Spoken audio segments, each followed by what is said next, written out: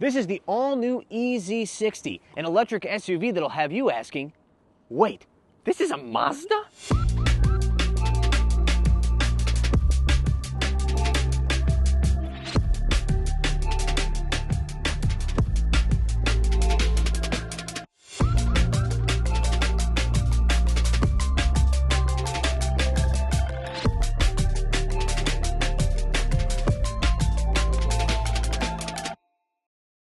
The EZ60 is unlike any other Mazda on Earth, and that starts with the platform, which was actually co-developed with Chinese automaker Chang'an, Mazda's longtime joint venture partner here in the Chinese market. Now, we've never reviewed the EZ60 before, but we have reviewed the Deepal S7, a car from a Chang'an sub-brand, which uses this platform. The EZ60 is actually the second Mazda built on this platform, the first being the EZ6 sedan, known overseas as the Mazda 6e. Just like the sedan, the EZ60 comes in both extended range and pure electric versions. Pricing for the extended range or EREV version of the EZ60, a lot of letters together, sorry, is from $17,000 to about $22,000 US, whereas the all-electric versions go from about $21,000 to $22,500 USD. Even if you go all out and get a fully loaded all-electric version with every available option, you're still not going to go over $25,000. Of course, this is the price for the car here in China. As I understand it, the price of the EZ6 sedan more than doubled when they sent it abroad and started calling it the 6e. And honestly, you can expect the same thing to happen with the EZ60 when they send it out of the country and start calling it the CX6e.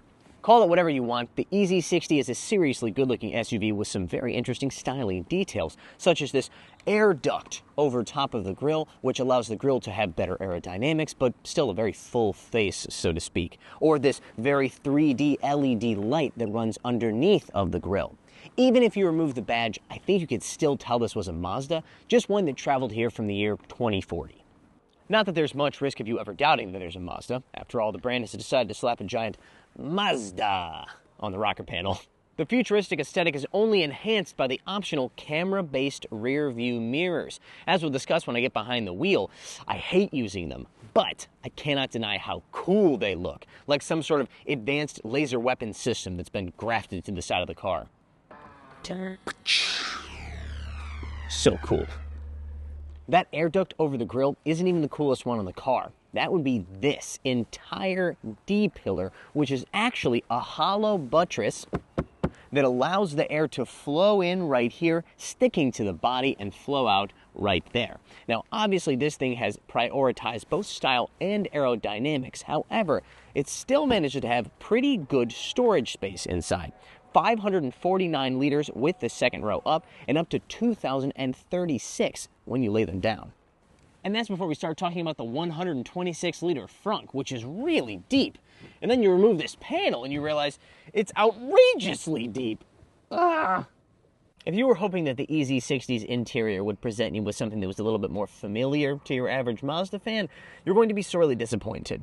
The dashboard has this long, thin, ambient light strip that would normally be the star of the interior of most cars, but the star on the interior of the EZ60 is definitely this 27-inch 5K center display with a MediaTek MT8676 chip. Response times from that MT8676 chip are reasonably fast. They're not the fastest on the market. I'd say they're actually probably on the slower end of the market, but they're not slow enough that they're going to cause you a great deal of frustration by any means. The UI, however, has caused me a bit of frustration. So when it comes to these really long screens, it's really important that the UI has certain functions and designs. First of all, you need to be able to switch content from one side to the other, which you can do on this car by swiping your two fingers, and you can pass it back like this. That's good. What's not so good is the fact that they've taken a lot of the more vital functions, in my opinion, and they've made them only accessible from the passenger side. For example, there's no shortcut down here for turning the navigation on. Instead, I have to hit the app button here and then turn on the navigation. That's one more step than there should be. The same for media. Over here, the passenger has a button that they can just press right there, opens up their media center, whereas me, I've got to go hit that same little app button, then open the media center. There should be shortcuts for all of these over here on this side of the screen. It would make it much better. But the fun has only begun when it comes to screens on the inside of the EZ60. For example, nestled into the doors are the displays for your digital rear view mirrors. They're kind of tucked in like this to make sure that they don't get affected by sun or glare on them. Does make it a little harder for my cameraman to film, though. If you drop the extra $700 to get the digital exterior mirrors, you also get a digital interior mirror as well. Other $700 options include the 100-inch heads-up display, but fear not, this thing doesn't have an instrument cluster, but it does have a standard 50-inch heads-up display, even on the cheapest car that costs, once again, about $17,000.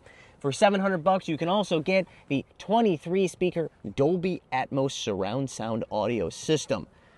Now that I'm thinking about it, every single option on this car is $700 or 5,000 RMB, including, again, the mirrors, the sound system, the heads-up display, even the 21-inch wheels. They just really love the 5,000 RMB or $700 price point. The styling of this interior is quite premium looking, at least, especially in this nice two-tone eggshell and purple color tone, including nice stitching on the door panels.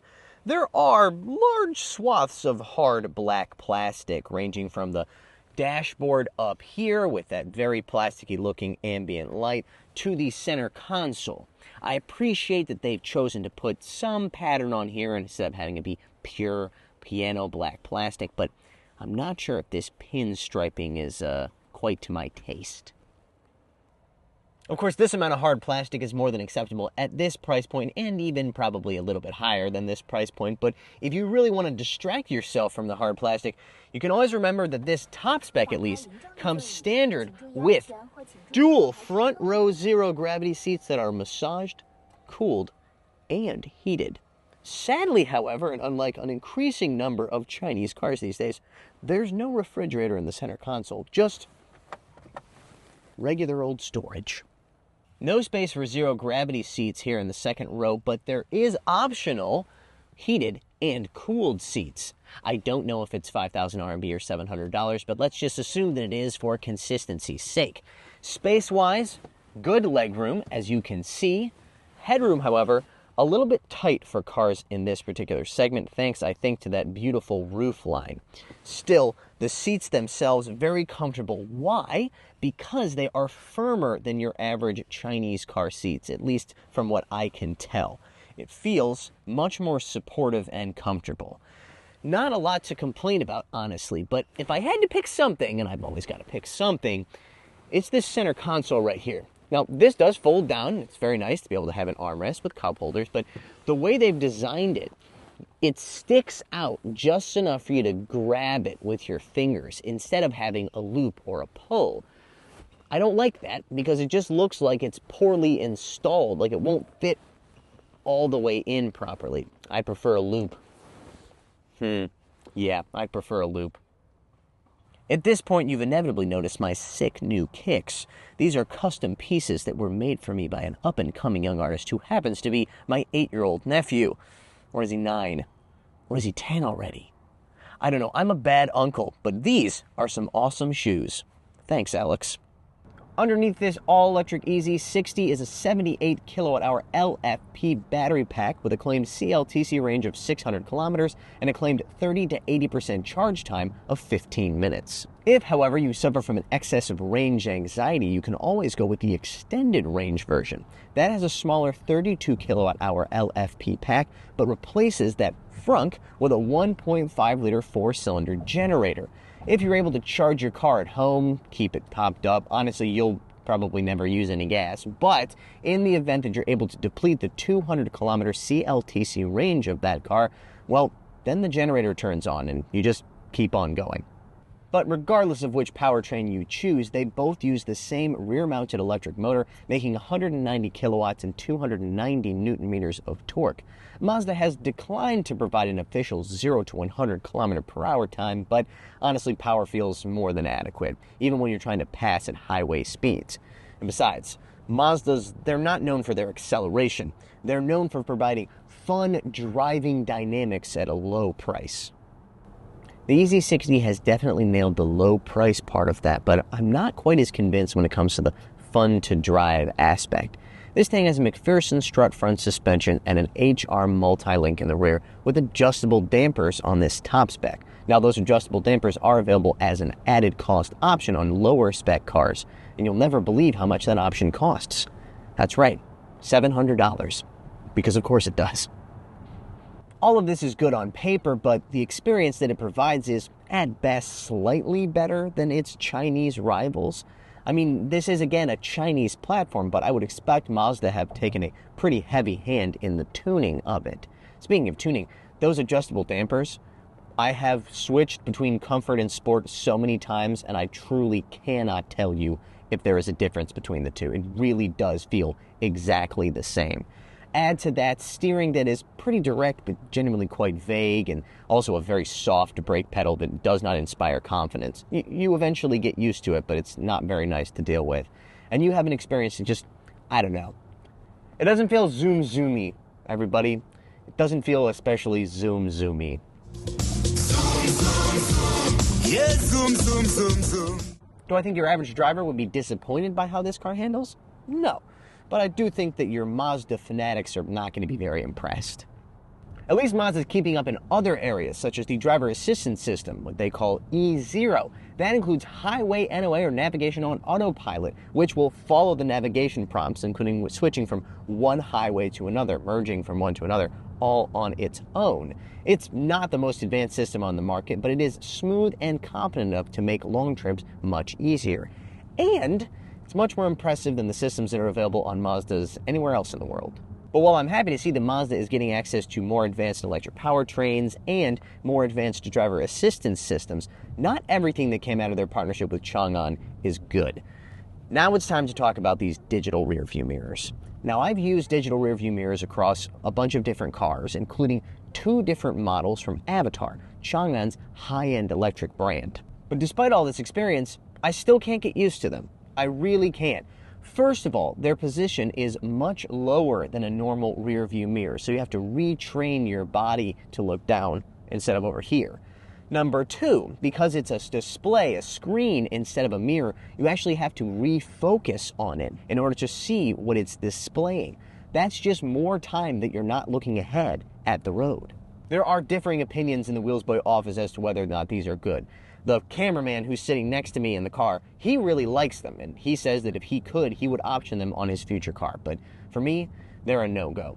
One thing I will say that I really like is the fact that when you activate the turn signal, as I'm doing right here in this turn, it actually creates gives you a wider angle perspective from the camera, giving you a better view of what's happening next to you. Still, I would just prefer to go with the regular rearview mirrors. And they're free on this car, so good for me. The EZ60 might not be the best possible Mazda in the traditional sense, but it is an electric SUV that can compete here in the Chinese car market. And that's what the Mazda brand really needs right now. All right, that's going to do it for today's video. Thank you so much for watching. Be sure to check us out on all the social media platforms, links in the description below. And as always, like, subscribe, and hit the bell. See you next time.